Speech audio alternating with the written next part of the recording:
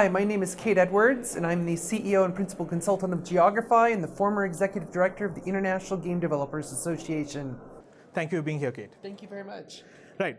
So you talk about Geogrify, and you talk about cultural realization, right? For most of us in the gaming community, we have no idea what cultural realization means. Do you want to expand a little bit more on that? Yeah, absolutely. So culturalization is effectively making sure that any content that we produce as game creators, or if we're making anything else in the creative space, but like if you're making a game, we want to make sure that all of that content is compatible with the local cultures into which we're going to send the content.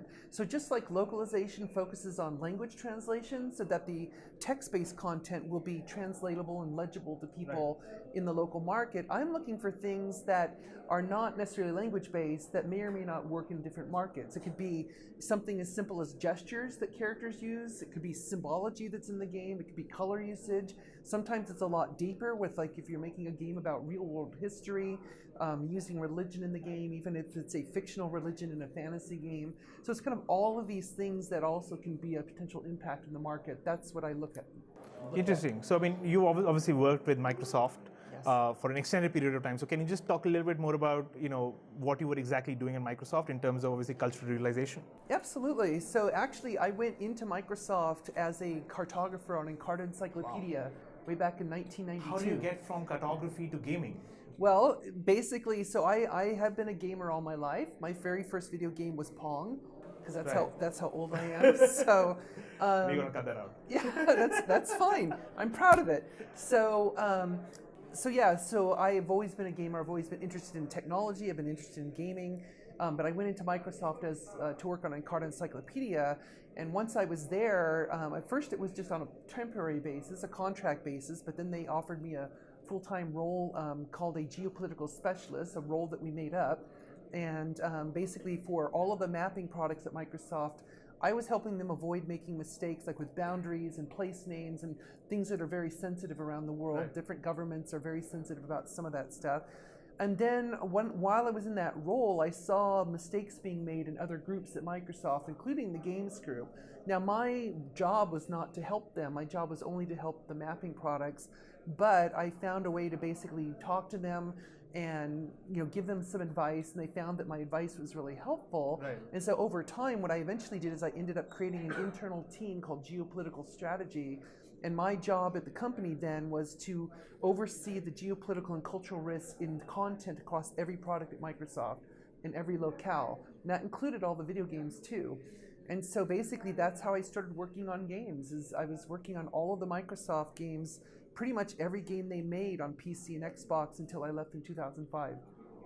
So obviously, okay, now you've also spoken about your advocacy work. Mm-hmm. A lot has to do with the International Game Developer Association. Mm-hmm. So could you talk a little bit more about what, in your opinion, essentially constitutes a great, a great local game development community? Absolutely. So, as I was doing this games work and working with tremendously talented people in the game space, and I just admire them so much. And I also saw, for a lot of people working at different companies, working in conditions that were not very good. Right. There's all kinds of issues with work-life balance or the lack thereof. There's issues with publishers taking advantage of indies who don't know what they're getting into. So a lot of issues like this. And so I got more and more concerned about, taking on a role of changing the industry for the better, kind of adopting more of an advocacy view of the industry. I mean, I still do the culturalization work because it's something I love, right. But that's why I took the IGDA job when it was offered to me, because I wanted to change the industry, and I felt that that would be a good way to do it. And what I found is that one of the things, and I just in my own opinion, one of the reasons why we see a lot of these problems persist in the industry, it's because local developers don't come together and work collectively and talk to each other and try and figure out how can we solve these problems. Why don't we just have an open dialogue with the owners of the company or the management and right. Tell them this is what concerns us. This is why we don't want to crunch, for example, or there might be some other issue that is relevant that they want to address. And so having that kind of open dialogue to the benefit of everybody is something that needs to happen, but it can only happen if that local community exists. Right. And of course the local community should exist anyway, because one of the great things about running the IGDA is you've got this phenomenal community of developers all around the world in different chapters, and these people come together on a regular basis and they share their technique, they share their expertise. People are finding mentors all the time, or they're offering themselves to be a mentor. And so coming together like that only improves the skill set of the people in the industry, but then it also can help improve the representation of the industry, not only within itself to improve itself, but also to the public too, which is very important. Right. So I'll tell you what, we also spoke about, you obviously spent a lot of time with Microsoft, and you've also been involved with a huge number of immensely popular, gaming franchises. Include Halo, it includes Age of Empires, Forza Motorsport, and Call of Duty.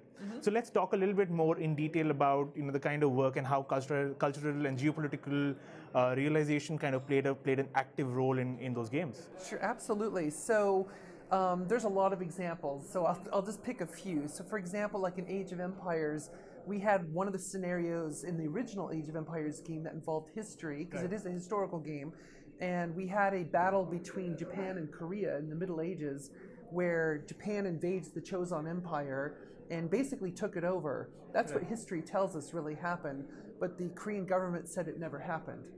So we had to negotiate with the government about what really did happen, and of course they have a very different point of view on history. And so what we had to do was release a patch only for the Korean players that actually changed history for that scenario, so that instead of Japan invading Korea, Korea invaded Japan.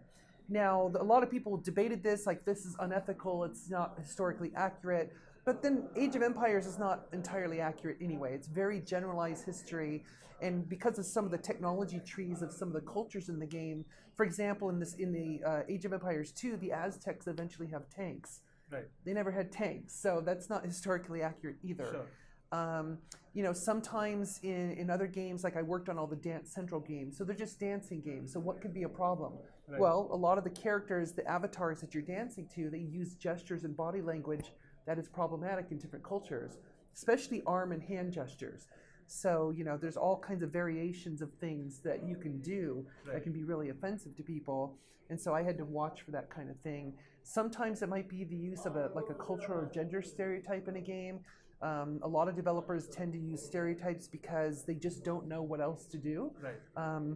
I don't think it's often done out of malicious intent. It's done out of ignorance. Right. And so, they might take a stereotype of a typical Indian person and put them in the game without really thinking about what they're doing, or take a gender stereotype or something else. So there's just a very wide range of things that I look at when I'm doing culturalization work. Even with the Call of Duty Modern Warfare, I was involved in the whole scene at the airport where the Russians go in and basically kill civilians at the airport. So we had to debate the ethics of showing that and have the player be involved in an episode like that. And so it's a lot of different layers of things. They can get very complicated sometimes. Right. So I'm going to put you on the spot. And obviously we've just spoken about the huge number of gaming franchises you worked with. What is one gaming franchise that you regret not being a part of? I would love to have been part of Assassin's Creed. Why is that? I love Assassin's Creed because I think, honestly, that whole series is one of the absolute best examples of integrating real history with fantasy, but in a way that it actually promotes casual learning. I actually met a woman once on a plane she initially was anti-video games because her son played games all the time. And so she and her son went to Venice on a trip. And as they're walking around, they were looking for a certain place in Venice, and her son knew exactly where it was. Right. And she's like, "How could you know that? You've never been here before." And he's like, "I played Assassin's Creed too." He's like, "I know this city like the back of my hand." And so that kind of way that a game like that can promote that kind of casual learning about real history. But it's just, I love the games. They're really fun. And I love how they've, kind of perpetuated the series throughout different periods of time. And it's one of those ones that I would have loved to have been a part of at some point. Wonderful. So we are coming close to the end of this conversation. Now, I'm just going to leave the floor open to you. You can talk a little bit more about, obviously the work that you've done with the IGT and how it relates with, the new up and coming Indian game community, and talk about, what is it that you're here for and what is it that you're looking forward to over these 2 days. Absolutely. So, I mean, this is my first time in Hyderabad. It's my first time at the India GDC, so I'm really honored to be here. One of the things I'm really looking forward to, as I do anywhere I go, is talking to local developers. I love to see what they're making. I love to see what their point of view is on the creative process and on some of the larger issues too with the industry.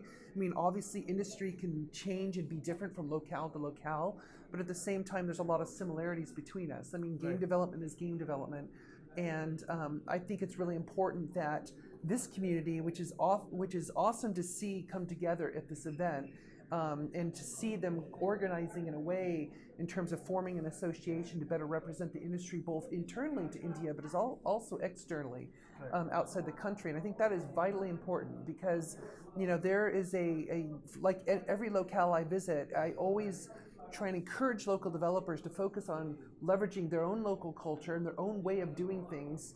Don't adopt necessarily the way the West does it, because that's not perfect at all. So I think it's really important to form that local community, because then you come together and figure out what is the Indian way of making games. Is it going to be significantly different from other countries?